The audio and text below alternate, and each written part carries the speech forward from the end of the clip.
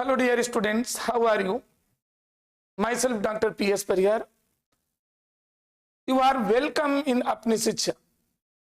Let us discuss about the VWIS analysis of chemistry. आपको मालूम है आप लोगों का बोर्ड एग्जामिनेशन इधर CBSE और ISC और UP board, you are going to face your academic examination और जो कि बहुत ही नजदीक है।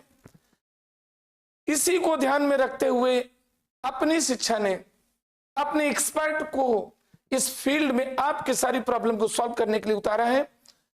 आज मैं आपके सामने केमिस्ट्री में एक सैंपल पेपर की एक सीरीज लेकर के, ये सैंपल पेपर आपको केमिस्ट्री में आपके कॉम्प्लेक्शन को, आपके इन्फिनिटी कॉम्प्लेक्शन को, आपके अदर सारी प्रॉब्लम को बहुत ही चुटकी बजाते सॉल्व करेंगे। जैसे कि आप जानते हैं सीबीएसई में सैंपल पेपर को section A, section B, section C, section D और सेक्शन ई में डिवाइड किया है। आपको पहली बात तो ये केमिस्ट्री पेपर का पूरा पैटर्न मालूम होना चाहिए।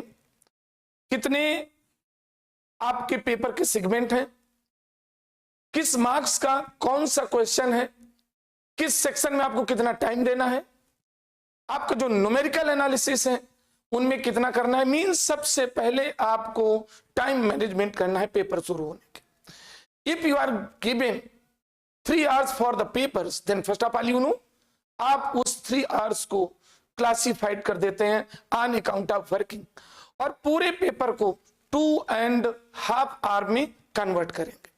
2.5 hour पूरे सेक्शन है सेक्शन, और उसमें 2.5 hour मींस इस टाइम में सारे सेक्शन ए को कितना टाइम देना है जो शॉर्ट आंसर है ऑब्जेक्टिव, सेक्शन बी को short answer question but descriptive, section C को long question with 3 marks, section D को 4 marks with content based question and section E 5 marks।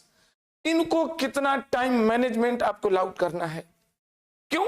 क्योंकि 30 मिनट जो बचता है वो आपके जो क्वेश्चंस को, कुछ क्वेश्चन आपको बेटा ऐसे भी मिलेंगे जो आप सॉल्व कर रहे होंगे आपको प्रॉब्लम क्रिएट करेंगे। सपोज करिए क्वेश्चन के लिए टाइम मैनेजमेंट किया 8 मिनट, आपने वर्किंग शुरू किया, लॉन्ग क्वेश्चन था 8 मिनट दिया, लेकिन 8 मिनट में ना तो वो सॉल्व हो पाया और उसमें कॉम्प्लेक्शन और बढ़ा दिया। आप एक काम कर सकते हैं, उसके लिए 2 मिनट और दे दीजिए, मींस 8 को 10 मिनट में कर दीजिए। ये जरूरी नहीं सब आपको 8 मिनट को, कुछ क्वेश्चन 4 मिनट्स के होंगे, कुछ क्वेश्चन 5 मिनट्स में आपने टाइम डिवाइड किया है। मैं एग्जांपल तौर बता रहा हूं 8 मिनट्स, आपको नहीं आ रहा है 2 मिनट उसको और दे दीजिए, 10 मिनट्स। अब इसके बाद भी उसमें यदि कॉम्प्लेक्शन हो रहा है तो उसको वहीं पर छोड़ दीजिए, उस स्पेस को पेपर में छोड़ दीजिए। वाई? बिकॉज उसमें यदि और ज्यादा अपने आप को टाइम देते हैं तो एक तो टाइम किल होगा, दूसरा आपका फ्रस्ट्रेशन क्रिएट करेगा और ये टाइम डिसऑर्डर और फ्रस्ट्रेशन आपके रेस्ट पेपर को पूरी तरह से डिस्टर्ब कर देगा। एक्चुअली आप उसको वहीं पर छोड़ दें और नेक्स्ट क्वेश्चन को अटेम्प्ट करते चले जाएं। हो सकता है पूरे पेपर में आपको इस तरह के 5 क्वेश्चंस मिले, कुछ सेक्शन ए से मिल सकते हैं, कुछ सेक्शन बी से मिल सकते हैं, कुछ सेक्शन सी से मिल सकते हैं, कुछ सेक्शन डी से मिल सकते हैं और कुछ सेक्शन ई से मिल सकते हैं। ओके, आपने पूरा पेपर सॉल्व कर लिया। अब आप जो 30 मिनट्स हैं उन 30 मिनट्स में उनके पास 20 मिनट टाइम डिवाइड कर लीजिए उन क्वेश्चंस के लिए जो आपको प्रॉब्लम क्रिएट कर रहे थे। अब चूंकि आपका पेपर चूंकि 90% कंप्लीट हो चुका है तो आपका विल पावर बढ़ जाएगा। और एक्चुअली ऐसा देखा गया है in my experience under 25 years I have noticed with all the a lot of students that on account of their experience that during the solving of such questions they are feeling inferiority complexion। तो जो basic point है ना उसका missing कर जाता है और जब पेपर आप कंप्लीट करने बाद 20 मिनट उसको रीवैल्यूएट कर रहे होंगे तो ऐसा देखा गया है 90% चांसेस होता है कि उस क्वेश्चन को आप आसानी से अटेम्प्ट कर लेंगे। और उसमें हो सकता है तो आपके पास टाइम होगा तो उस क्वेश्चन को देखिए, वो क्वेश्चन किस चैप्टर से रिलेटेड आपके सब्जेक्ट से और उस सब्जेक्ट में किस टॉपिक से रिलेटेड है।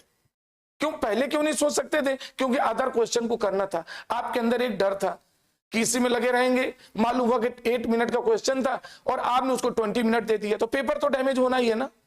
ठीक है, तो 20 मिनट में मोस्टली वो जो मिसिंग क्वेश्चन से आप सॉल्व कर लेंगे और लास्ट 10 मिनट्स लास्ट के 10 मिनट्स में आप बहुत अच्छी तरह से सारे क्वेश्चन को फ्रॉम फर्स्ट टू लास्ट तक एक बार बूस्टिंग करते हुए एनालाइज कर लीजिए। ओके, अब हम डिस्कस करेंगे आज आपके साथ एक इफेक्टिव क्वेश्चन पेपर को लेकर के, जो आपके लिए it will work as a panacea for your better preparation.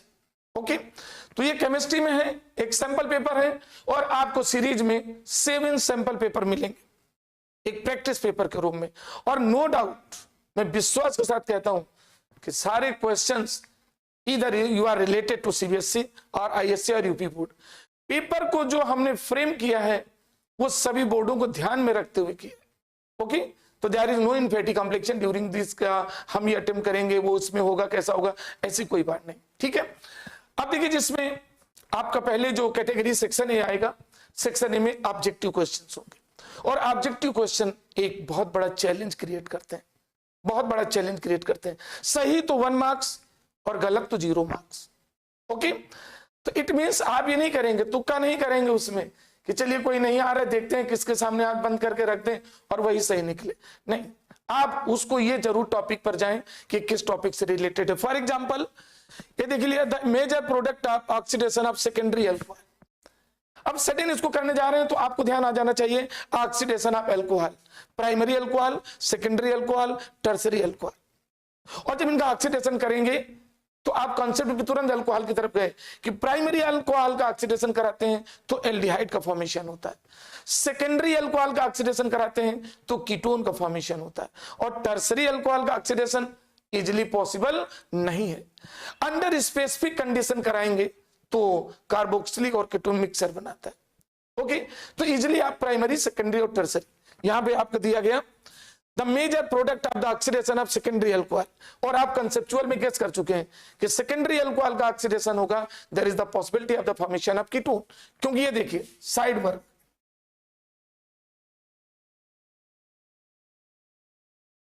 this is your secondary alcohol, you can take any one oxidizing agent plus H2. So this is the secondary alcohol, 2 degree alcohol, and this is considered to be ketone. Okay, it means it's a correct answer। देखो 4 option दिए, aldehyde, ketone,